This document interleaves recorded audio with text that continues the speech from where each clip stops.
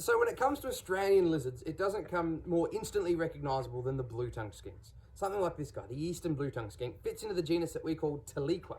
But there's another genus, Cyclodomorphus, which is what we call the slender blue tongue skinks. And amongst the slender blue tongue skinks, there's one who doesn't really fit in, and this guy is that one here, the pink tongue skink. So stick around, guys. We're going to talk about the black sheep of the slender blue tongue family.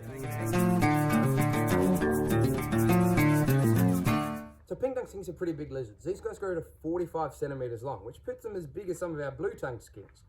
But they're a long, slender build.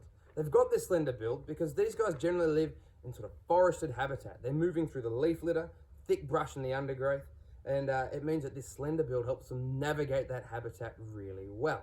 They're native to sort of rainforest and moist woodland environments from about the Blue Mountains in New South Wales up to Cairns. And living in these environments, the vast majority of their food is also moist living animals, particularly things like slugs and snails is what these guys prefer to eat. They eat these snails using specialised teeth at the back of their mouth. They're wide and flat that they used to crush up snail shells. And they crawl around the forest floor eating this soft-bodied food. During the summer months, these guys are generally hunting at dusk and into the night, which is very different to the Tiliqua, the common blue tongues that most people are used to. During wintertime, they will come out and hunt during the day, but basically it's all based around when their food's coming out. So snails, slugs, things like this, they're of course also coming out when they're not going to be at risk of drying out. So these guys live a very different lifestyle to the other blue tongue sort of lizards that are more famous. Now, this does make them a little bit different to the blue tongue skinks, but there is of course some similarities. Being so closely related to the Tiliqua genus, these guys are also live bearers, but they have more babies than most of the bigger blue tongue skinks do.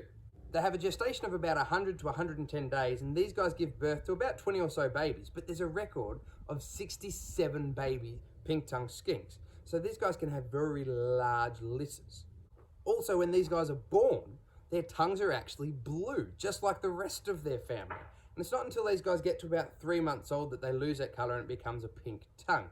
So it's kind of a nod to their ancestral group, the Cyclodomorphs, the slender blue tongue skinks, and these guys are the only member of that family that have this colour change to a pink tongue.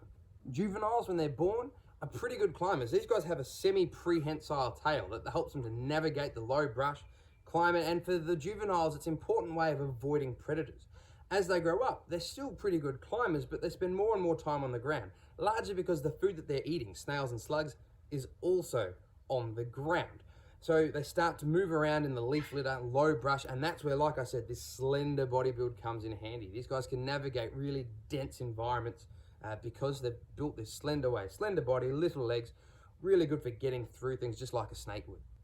Because of their nocturnal habits and the fact that these guys prefer sort of moister microhabitats, these guys are less commonly encountered than the blue tongue skinks, despite the fact that these guys are found over a fairly significant patch of Australia that encompasses some pretty major cities. They're just less well known, they're less commonly encountered, but it's not because they're not there. They're found over a pretty significant patch of eastern Australia.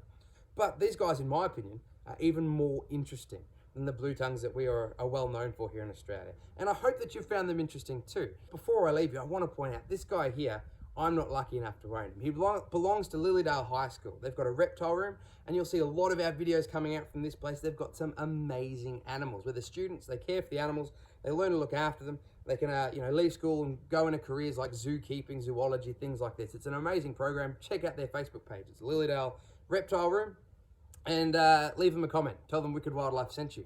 Between now and then, I hope you check on back next week. There's lots of cool other Australian wildlife coming. But if I don't see you between now and then, be nice to wildlife. Have a good one. Take care.